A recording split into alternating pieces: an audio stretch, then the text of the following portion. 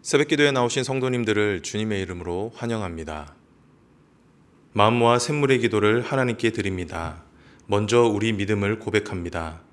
이스라엘의 찬송 중에 계시는 주여, 주는 거룩하시니이다. 아멘. 주께 의뢰하는 자를 건지시는 주님, 오늘도 주님을 찬양하며 하루를 엽니다. 주께 부르짖는 성도들이 구원을 얻게 하시며 주께 의뢰하는 자들이 수치를 당하지 않도록 보호하여 주옵소서. 예배와 교회를 위해 기도합니다. 여호와의 산에 오를 자 누구며 그의 거룩한 곳에 설 자가 누구인가? 곧 손이 깨끗하며 마음이 청결하며 뜻을 허탄한 데 두지 아니하며 거짓 맹세하지 아니하는 자로다. 아멘. 참된 예배자를 찾으시는 하나님, 저희가 하나님 찾으시는 예배자가 되게 하옵소서. 이곳에 모이는 샘물 성도들을 향해 주의 얼굴빛을 나타내시고 샘물의 예배를 통해 온 성도가 여호와께 복을 받고 구원에 이르는 역사가 일어나게 하옵소서. 목장과 성도들을 위해 기도합니다. 아버지가 자식을 긍휼히 여긴같이 여호와께서는 자기를 경외하는 자를 긍휼히 여기시나니 이는 그가 우리의 체질을 아시며 우리가 단지 먼지뿐임을 기억하심이로다. 아멘. 우리의 연약함을 아시는 하나님, 하나님께서 저희의 눈물을 알아주시니 감사합니다. 샘물의 목장마다 하나님 의지하는 법을 배우게 하시고 함께 손잡고 기도할 때 하나님의 위로와 응답을 경험하는 목장 되게 하옵소서. 다음 세대와 청년들을 위해 기도합니다. 어떤 사람은 병거, 어떤 사람은 말을 의지하나 우리는 여호와 우리 하나님의 이름을 자랑하리로다. 아멘. 하나님, 우리 청년들이 젊음의 때에 하나님의 이름의 능력을 경험하게 하옵소서. 모든 믿을 만한 것보다 하나님의 이름을 의지하게 하시고 하나님만을 인생의 자랑으로 삼게 하옵소서. 하나님의 이름 아래 샘물의 모든 다음 세대가 영적 전투에서 승리하며 주의 손 안에 보호받게 하옵소서. 나라와 선교를 위해 기도합니다. 여호와께서 다스리시나니 땅은 즐거워하며 허다한 섬은 기뻐할지어다. 아멘. 하나님의 다스리심이 우리 대한민국과 선교지 곳곳에 임하게 하옵소서. 주께서 권세를 허락하신 모든 자들에게 지혜와 분별력을 더해 주시고 생명과 가정을 살리는 일에 힘쓰는 귀한 일꾼 되게 하옵소서. 복음 들고 세계 곳곳에서 헌신하는 선교사들을 통하여 하나님의 통치가 나타나고 천하보다 귀한 영혼이 자유를 얻고 즐거워하는 소리가 열방 가운데서 울려 퍼지게 하옵소서. 기도할 힘을 주신 하나님 감사합니다. 오늘도 샘물이 걸어야 할 가장 좋은 길을 예비하실 하나님을 기대하며 우리 주 예수님의 이름으로 기도드립니다. 아멘.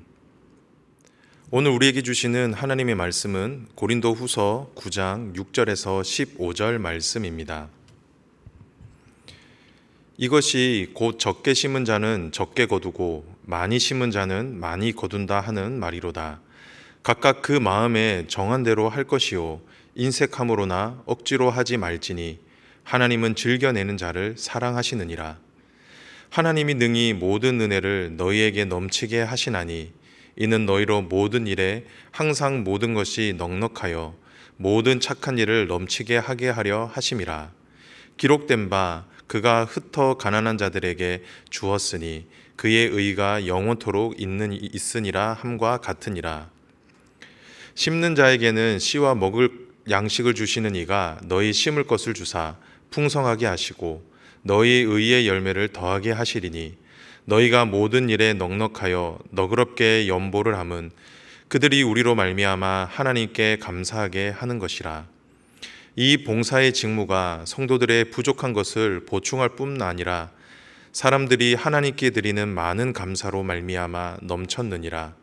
이 직무로 증거를 삼아 너희가 그리스도의 복음을 진실히 믿고 복종하는 것과 그들과 모든 사람을 섬기는 너희의 후한 연보로 말미암아 하나님께 영광을 돌리고 또 그들이 너희를 위하여 간구하며 하나님이 너희에게 주신 지극한 은혜로 말미암아 너희를 사모하느니라.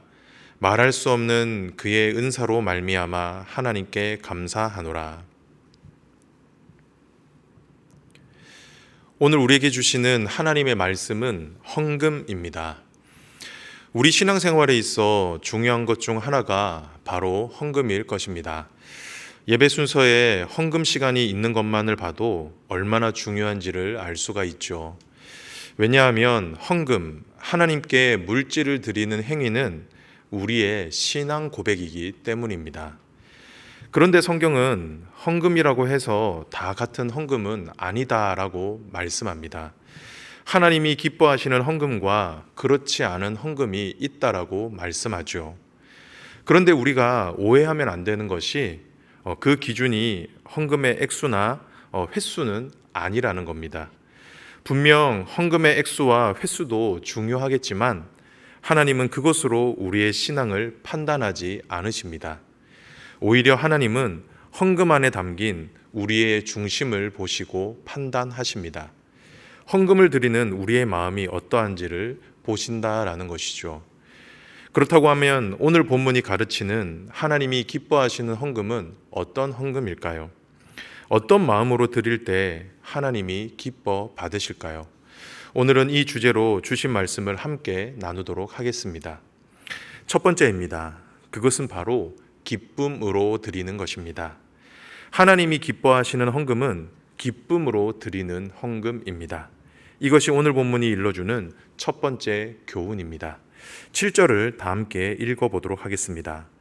각각 그 마음에 정한 대로 할 것이요 인색함으로나 억지로 하지 말지니 하나님은 즐겨내는 자를 사랑하시느니라. 바울은 연보를 할 때 각각 그 마음에 정한 대로 할 것을 권면했습니다. 이 말의 뜻은 7절 하반절에 나오는데요. 그것이 무엇입니까? 즐겨내라는 것입니다.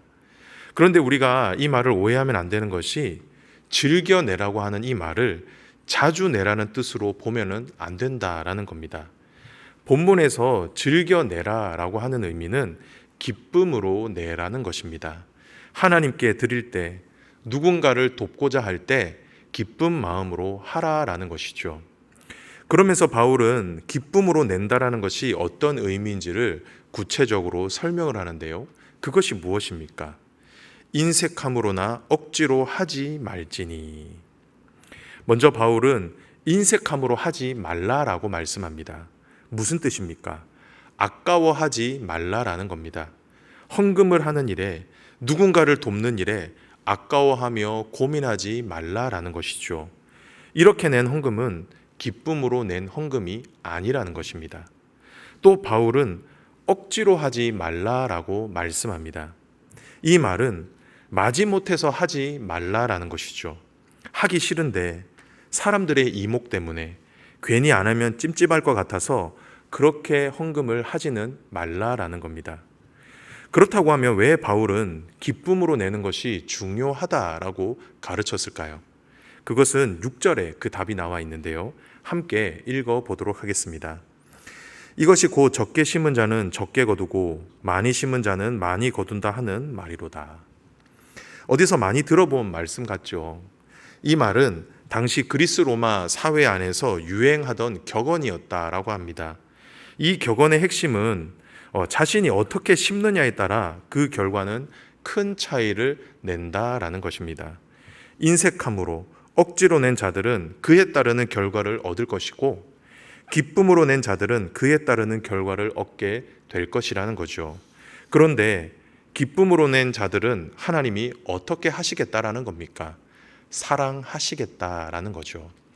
사랑하는 성도 여러분, 저는 오늘 말씀을 통해 우리의 헌금 생활을 돌아보았으면 좋겠습니다. 여러분은 헌금을 할 때, 특별히 누군가를 돕는 헌금을 할 때 어떤 마음으로 드리십니까? 기쁨으로 하십니까? 아니면 인색함이나 억지로 하고 계십니까? 분명 헌금을 할 때 사람들은 우리의 마음을 모를 것입니다. 심지어 나도 내 마음을 모를 수가 있습니다. 하지만 하나님은 우리의 중심을 알고 계십니다. 그렇게 저와 여러분은 헌금을 할 때 마음의 중심을 먼저 살펴야 합니다. 그렇게 할 때 하나님이 기뻐하시는 헌금을 드릴 수 있게 되는 것입니다. 그렇다고 하면 구체적으로 어떻게 하면 기쁨으로 드릴 수가 있을까요? 오늘 본문에서는 한 가지를 말씀하고 있는데요. 그것은 바로 미리 준비하는 것입니다. 준비되지 않은 상태에서 하는 것이 아니라 미리 구별하여 준비하라라는 것이죠. 그리고 미리 준비하는 동안 기도로 준비하라라는 겁니다. 사랑하는 성도 여러분, 하나님은 즐겨내는 자, 기쁨으로 드리는 자를 사랑하십니다. 바라기는 이 헌금의 원리를 잘 기억하시고 하나님께 드릴 때 기쁜 마음으로 드릴 수 있게 되기를 주님의 이름으로 축복합니다. 두 번째, 하나님이 기뻐하시는 헌금은 어떤 것입니까? 그것은 바로 넉넉하게 드리는 것입니다. 하나님께 드릴 때는 부족하지 않게 드리는 것이 중요합니다. 오히려 조금은 여유롭게 남음이 있도록 드리는 것을 하나님은 기뻐 받으십니다. 그렇다고 하면 왜 하나님은 넉넉히 내는 것을 기뻐하실까요? 그것은 바로 하나님께서 넉넉하신 분이었기 때문입니다. 8절 말씀을 함께 보도록 하겠습니다. 하나님이 능히 모든 은혜를 너희에게 넘치게 하시나니 이는 너희로 모든 일에 항상 모든 것이 넉넉하여 모든 착한 일을 넘치게 하게 하려 하심이라. 8절에서 하나님은 우리의 삶에 모든 은혜를 넘치게 하시는 분이다라고 말씀합니다. 넉넉하게 주신다라는 것이죠.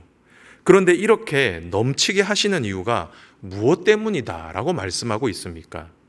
이는 너희로 모든 일에 항상 모든 것이 넉넉하여 모든 착한 일을 넘치게 하게 하려 하심이라. 무엇이죠? 착한 일을 넘치게 하라라는 것입니다. 즉 우리의 삶을 넉넉하게 채우시는 이유가 넉넉하게 베풀라라는 거죠. 바울은 이 원리가 얼마나 중요했던지 10절과 11절에 또 다시 한번 언급할 정도였습니다. 성도 여러분, 우리는 이 말씀을 통해 하나님은 우리의 삶을 넉넉히 채우시는 분임을 알 수가 있습니다. 그리고 하나님께서 우리의 삶을 이렇게 풍성하게 채우시는 이유가 무엇인지도 잘 알 수가 있죠. 하나님이 저와 여러분에게 과분한 은혜를 베푸시는 이유는 우리로 더 많이 가지라고, 더 많이 누리라고 주시는 것이 결코 아닙니다. 분명 그런 이유도 없지 않아 있겠지만 하나님의 본심은 그곳에 있지 않습니다. 하나님이 저와 여러분의 삶에 넘치도록 채워주시는 이유는 그 넘치는 것으로 누군가의 비어있음을 채우라는 것입니다. 넉넉히 채우시는 하나님의 공급원이 되라라는 것이죠. 즉 저와 여러분의 넉넉함은 복인 동시에 사명이라는 겁니다. 그렇게 저와 여러분은 헌금할 때, 특별히 누군가를 도울 때 인색함으로 도와서는 안 됩니다. 오히려 나를 넉넉히 채우시는 하나님께 감사하는 마음으로 누군가의 필요를 넉넉하게 채워줄 수 있어야 하는 것이죠. 사랑하는 성도 여러분, 이 세상은 넉넉하지가 않습니다. 이 세상은 지독하리만큼 차갑고 계산적입니다. 하지만 하나님은 결코 그렇지 않으십니다. 하나님은 그 누구보다 여유롭고 넉넉하신 분이십니다. 심는 자에게 씨와 먹을 것을 풍성히 주시고 부족하지 않게 채워주시는 분이 바로 우리가 믿는 하나님입니다. 저와 여러분은 그 넉넉하신 하나님의 은혜를 이미 받은 사람들입니다. 그리고 지금도 저와 여러분은 그 은혜를 받고 누리고 있지요. 그렇기에 저와 여러분은 이제 심어야 합니다. 넉넉하게 채우시는 하나님의 마음을 가지고 부족한 그곳에, 비어있는 그곳에 심어야 한다라는 겁니다. 그렇게 할 때 마르지 않는 샘과 같이 채우시는 하나님을 경험할 수 있게 될 것입니다. 바라기는 이 사실을 믿음으로 받으셔서 넉넉하게 드릴 수 있는 저와 여러분이 되시길 주님의 이름으로 축복합니다. 마지막인데요. 마지막으로 하나님이 기뻐하시는 헌금은 어떤 것입니까? 그것은 바로 기대를 품고 드리는 것입니다. 우리는 앞선 말씀을 통해 하나님이 기뻐하시는 헌금은 기쁨으로 드리는 것이고 넉넉하게 드리는 것이다 라고 배웠습니다. 그런데 성경은 한 걸음 더 나아가 우리가 하나님께 헌금을 드릴 때 기대를 품고 드리라고 말씀하고 있습니다. 그런데 우리가 오해하면 안 되는 것이 기대를 품는다고 했을 때 내가 이만큼 하나님께 헌금했으니 하나님께서 그만큼 채워주실 것을 기대하라라는 뜻은 아니라는 겁니다. 앞에서 언급했지만 분명 우리 하나님은 우리를 넉넉하게 채우시는 분이십니다. 하지만 오늘 본문은 그런 기대를 말씀하지 않습니다. 오늘 본문은 우리에게 품으라고 하는 그 기대, 그것은 바로 우리가 드리는 헌금이 얼마나 많은 열매를 맺을지를 기대하라라는 것이죠. 우리가 헌금을 드릴 때 그 헌금을 통해서 맺어지는 열매를 기대하라라는 겁니다. 12절 말씀을 함께 보도록 하겠습니다. 이 봉사의 직무가 성도들의 부족한 것을 보충할 뿐만 아니라 사람들이 하나님께 드리는 많은 감사로 말미암아 넘쳤느니라. 바울은 고린도 교회 성도들의 헌금이 성도들의 부족한 부분만을 채우지 않는다라고 말씀합니다. 오히려 그것이 헌금의 유익을 누리는 사람들이 하나님께 감사하게 될 것을 말하고 있죠. 이 말은 우리의 헌금은 하나님을 드러내고 사람들로 하나님께 감사하게 만든다라는 겁니다. 즉 우리의 헌금을 통해 사람들이 하나님의 역사를 보게 되고 하나님께 영광을 돌리게 된다라는 것이죠. 그리고 14절 말씀을 한번 보도록 하겠습니다. 또 그들이 너희를 위하여 간구하며 하나님이 너희에게 주신 지극한 은혜로 말미암아 너희를 사모하느니라. 바울은 고린도 교회 성도들이 전한 헌금은 고린도 교회로 다시 돌아온다라고 말씀합니다. 그런데 그 돌아오는 것이 무엇이죠? 기도와 사랑입니다. 즉 우리가 드리는 헌금은 소모되거나 사라지는 것이 아니라 열매를 맺어 다시 우리에게로 돌아오게 될 것이라는 겁니다. 사랑하는 성도 여러분, 그런 의미에서 헌금에는 시혜자와 수혜자가 존재하지 않습니다. 모든 사람이 다 수혜자입니다. 서로 주고받는 것이 다를 뿐이지 결국 서로를 위한 것이 헌금, 연보라는 것입니다. 바라기는 이 사실을 믿음으로 받으셔서 헌금하실 때 우리에게 돌아올 열매를 기대하며 헌금하실 수 있기를 바랍니다. 그렇게 할 때 우리가 기대하고 상상하는 것 그 이상으로 하나님께서 은혜와 사랑을 저와 여러분의 삶 가운데 풍성히 내려 주실 것입니다. 말씀을 정리하겠습니다. 오늘의 말씀 헌금이었습니다. 조금은 예민할 수 있지만 말씀을 잘 받으셨으리라고 믿습니다. 저와 여러분은 헌금을 할 때 어떤 마음과 자세로 드려야 한다라고 배웠습니까? 첫째는 기쁜 마음으로 드려야 합니다. 그리고 두 번째는 넉넉하게 드려야 합니다. 그리고 마지막으로는 기대를 품고 드려야 합니다. 바라기는 오늘 말씀을 잘 받으셔서 정말 하나님이 기뻐하시는 헌금을 드릴 수 있는 저와 여러분이 되시기를 주님의 이름으로 축복합니다.